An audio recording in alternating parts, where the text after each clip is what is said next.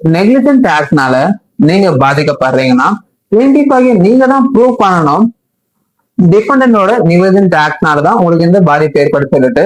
இதுக்காக ரெண்டு key test இருக்கு. ஃபர்ஸ்ட் வந்து காசேஷன், அதாவது ஃபேக்சுவல் காசேஷன். இதற்கு வந்து பட்ஃபோர் டெஸ்ட் வந்து கண்டக்ட் பண்றாங்க. செகண்ட் வந்து ரிமோட்னஸ். இதற்கு வந்து டெஸ்ட் ஆஃப் டைரக்ட்னஸ் முன்னாடி கண்டக்ட் பண்ணாங்க. இப்போ வந்து டெஸ்ட் ஆஃப் ரீசனபிள் ஃபோர்ஸைட ஃபாலோ பண்றாங்க.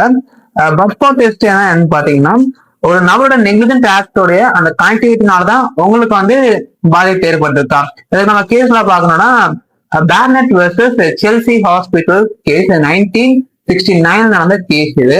இதுல என்னன்னா ஒரு பேஷண்ட் வந்து டீ குடிச்சதுல வாமிட் சொல்லி டாக்டர் பாக்குறாரு. டாக்டர் வந்து ட்ரீட்மெண்ட் செய்ய மறுக்கிறாரு. லேட்டரா வந்து ஆர்சனிக் பாய்சன் தாக்கப்பட்டு அந்த பேஷண்ட் வந்து இறக்குறாரு. ஸோ ஹாஸ்பிட்டல் மேனேஜ்மெண்ட்னால கேஸ் போடுறாங்க. ஸோ என்ன ஜட்மெண்ட் வந்து பாத்தீங்கன்னா, ஹாஸ்பிட்டல் வந்து இங்க பொறுப்பேற்க மாட்டாங்க. ஏன்னா வந்து அவர் ட்ரீட்மெண்ட் கொடுத்திருந்தாலும் அவர் இறந்துதான் இருப்பாரு. அந்த ஹாஸ்பிட்டல் நெக்லிஜென்ட் ஆகிற டெத்ன்றது காஸ் ஆகல. ஸோ அதனால கனெக்டிவிட்டி வந்து லேக் ஆகிறதுனால வந்து காசேஷன் வந்து இங்க சாட்டிஸ்ஃபை சொல்றாங்க.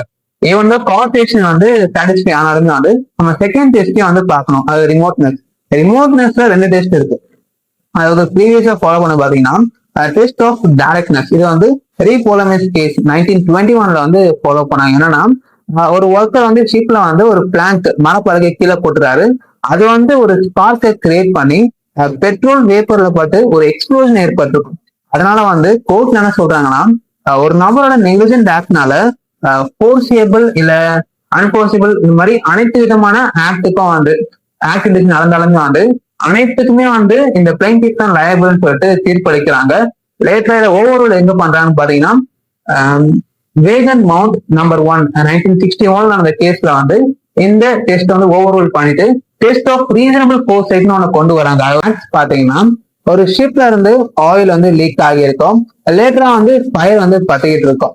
ஸோ அப்போ கோர்ட்ல என்ன சொல்றாங்கன்னா, இந்த ஃபயர்ன்றது ஒரு அன்போர்சியபிள், அதாவது நம்மளால எதிர்பார்க்க முடியாத விஷயம்.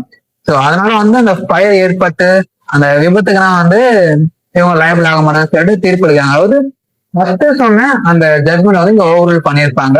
ஸோ இப்போதைக்கு என்னன்னா வந்து நம்ம ரீசனபிளா வந்து பார்க்க முடியணும். இந்த மாதிரி பண்ணா இந்த மாதிரி நடக்கும். அந்த மாதிரி விஷயத்துக்கு மட்டும்தான் வந்து லேபிள்ன்றது அரேஞ்ச் ஆகும்.